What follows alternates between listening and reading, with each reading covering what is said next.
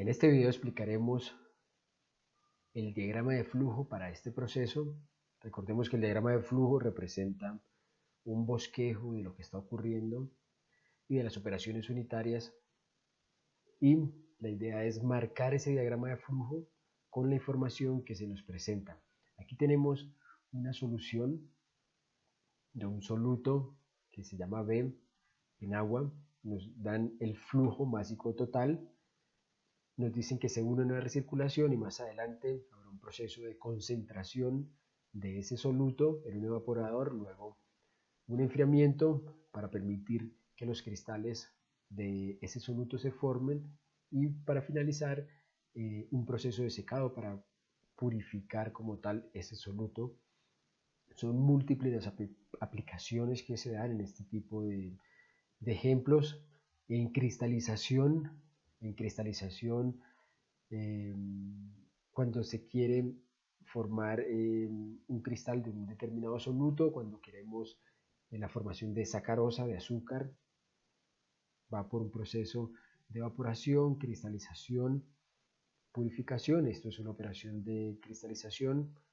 En términos generales, una cristalización es una operación unitaria entre una disolución, un líquido, y un sólido, en la cual se da una transferencia de un soluto de un soluto que se encuentra en una disolución hacia una fase sólida cristalina cuando hay una disminución en la temperatura o un aumento en la concentración. Vamos a leer línea a línea y vamos a ir explicando cómo se construyó, se bosquejó y se marcó este diagrama de flujo. Nos dicen que tenemos 1000 kilogramos hora, vamos marcando aquí, y vamos a llamar la notación en nuestro diagrama de flujo. Va a ser A, agua; B, va a ser el sólido o soluto; y K, los cristales que se forman a partir de ese sólido, de ese soluto, de ese compuesto. Nos dicen que un tercio, en la primera línea nos dicen que un tercio en masa de B, por lo cual la composición másica de B a la entrada del proceso es un tercio, por lo cual la del agua va a ser 2/3, pues que recordemos que la sumatoria da 1, ¿no?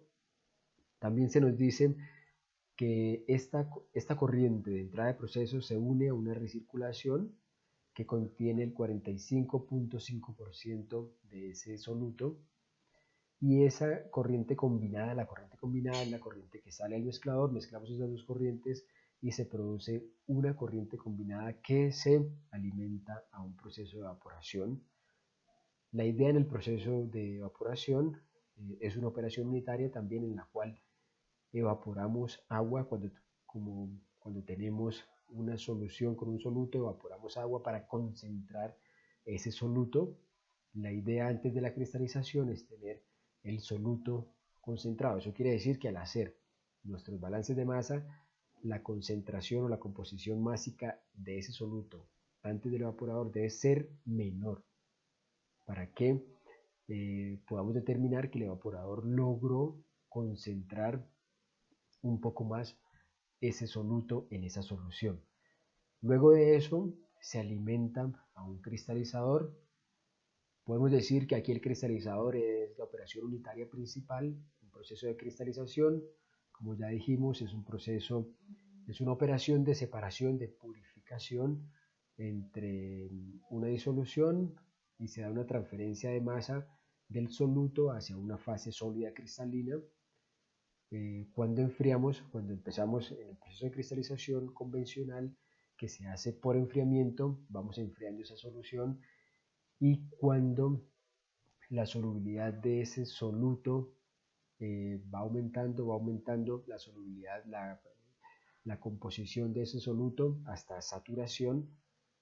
Cuando aumenta o se sobresatura esa solución a esa temperatura, pues se empezarán a formar en esa solución sobresaturada los cristales de ese soluto.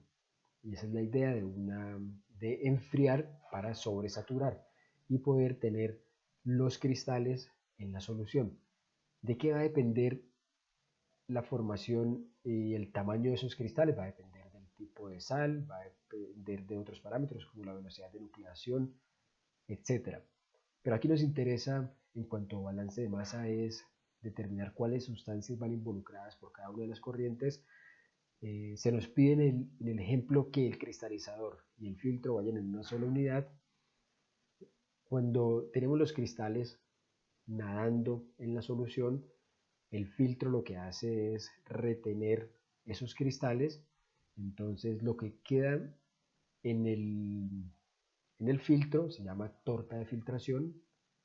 Ahí vamos a poder obtener los cristales que aún, y vamos a llamar K, los cristales formados de ese soluto, pero que aún tienen parte de esa solución porque están impregnando como tal, están impregnados de esa solución de P. Y lo que atraviesa como tal el filtro, el líquido, se le conoce como solución filtrada.